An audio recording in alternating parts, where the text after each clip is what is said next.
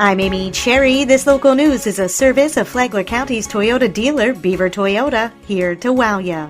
As Palm Coast City Hall prepares to reopen to the public next month, Mayor Melissa Holland wants to know how city staff will be handling people who refuse to wear masks. She questioned what practices will be used in the city's latest virtual town hall. I know the health department has had some challenges in regards to people refusing to comply, and it's caused a bit of a rift and a heightened level of energy that's been sort of alarming to some of the staff in the health department. So what precautions are you taking? City Manager Matt Morton says they're taking an evidence-based approach. This isn't a fear approach or an overreaction. This is just following the best available data that we have and what we know works. As far as public meetings go, there will be a mask requirement. You will be screened at the door to come in with, the temperature questions. A mask will be required. If you choose not to wear a mask, you will be asked to leave the building. People who refuse to wear masks confronted members of the Flagler County Commission at a recent meeting. They were permitted to speak after a recess, but had to leave after their comments. We are not going to create a situation where we're trying to make a statement about whether or not masks are required or necessary. That is my policy that I have established here. I've communicated very clearly with the Flagler County Sheriff's Office that people choosing to come in and remove or not wear their mask can leave, and they can watch the meeting remotely from their phone or from another location. Morton says staff in City Hall will work under the same expectations. They'll be required to wear masks, practice social distancing, and have hand sanitizer present. City Hall is scheduled to reopen on October 5th, with the first in-person council meeting scheduled for October 6th.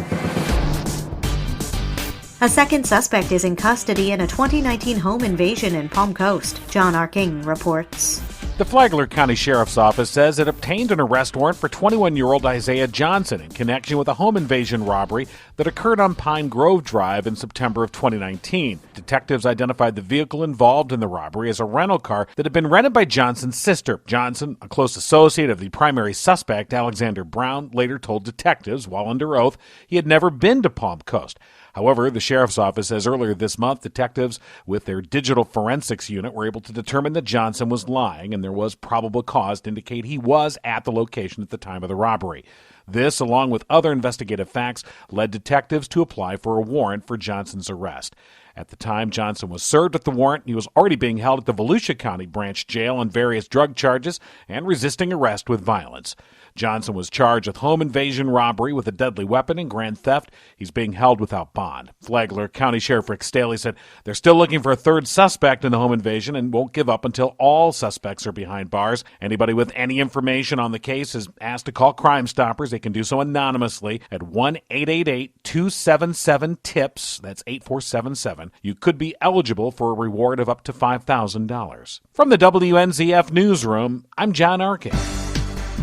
Heidi Petito was in the running for the Flagler County Chief of Staff job. But Jorge Salinas was selected from the final three candidates. Petito said Salinas is right for the job. He brings a lot of different skill sets that we currently don't have within our leadership, and I think that we can grow and continue to grow and bring that throughout our organizations. Petito said that she and Salinas have talked, and they have more in common than just local government. We lived a little bit in Oregon for a few years, so we kind of talked a little bit about Oregon. To listen to more of the conversation about Jorge Salinas coming to Flagler County, download the Flagler radio app, and then go to the Free for All Friday podcast. Tomorrow, we know how Heidi Petito feels about Jorge Salinas joining the county staff, but how does the rest of the staff feel? From the WNZF Newsroom, I'm Deb Albertson.